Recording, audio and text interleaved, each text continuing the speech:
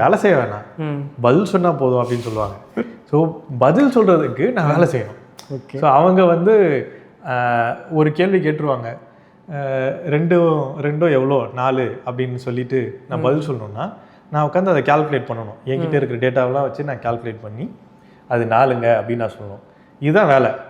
நானே பல பேரை பார்த்துருக்கேன், பகல் ஃபுல்லாக ஆஃபீஸ் போகிறாங்க, நைட்டில் 2 மணி வரைக்கும் இது போல் நான் என் கிளைண்ட்டுக்கு நான் பதில் சொல்லி ஆகணும் அப்படின்ற மாதிரி. இதில் நிறைய ஆர்குமெண்ட் வரும்.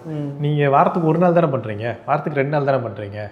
அதாவது சாதாரண சுச்சுவேஷனில் எஸ்கலேஷன் சொல்லுவாங்க, பிரச்சனை வராத சுச்சுவேஷனில் நீங்கள் வந்து இப்படியாக வாரத்துக்கு 1 நாள் அப்படின்னு வந்து இருக்கும். பிரச்சனை வந்துருச்சுன்னு வச்சுக்கோங்களேன், தினமும் இருக்கும், பிரச்சனை முடிகிற வரைக்கும் இருக்கும். ஏன்னா அது பிரச்சனை கண்டிப்பாக வரும். ஏன்னா இவங்களோட டிசைனே இந்திய நிறுவனங்கள் அதிகப்படியான வேலையை கம்மியான ஊழியர்களை வைத்து ரொம்ப புழிஞ்சு வேலை செஞ்சால் நம்ம வந்து அந்த வேலையை கொடுத்துடலாம் அப்படின்னு சொல்லி டெட்லைனை கம்மியாக வச்சு தான் கோட் பண்ணுவாங்க.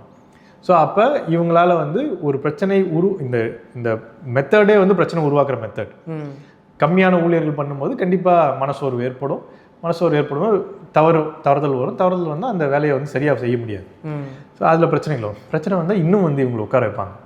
ஸோ நீங்கள் வந்து நார்மல் டே தாண்டி, மீட்டிங் டேஸ் தாண்டி கண்டிப்பாக எஸ்கலேஷன்ஸில் எல்லாரும் உட்காந்துருவாங்க தொடர்ச்சியாக.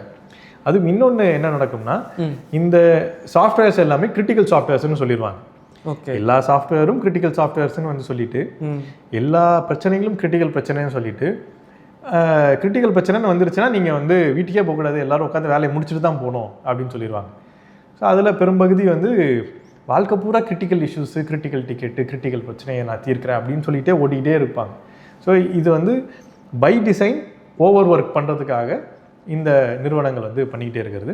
பட் இதை எனேபிள் பண்ணுறது என்னென்னா, ஒன்று லேப்டாப்பு, நமக்கு வளர்ந்து வர இன்டர்நெட் கனெக்டிவிட்டி, அண்ட் இந்த நாலேஜ் ஒர்க்குக்கு வந்து உங்களுக்கு லேப்டாப்பும் அது சம்மந்தமான அறிவும் இருந்தால் போதும், இன்டர்நெட் இருந்தால் போதும்.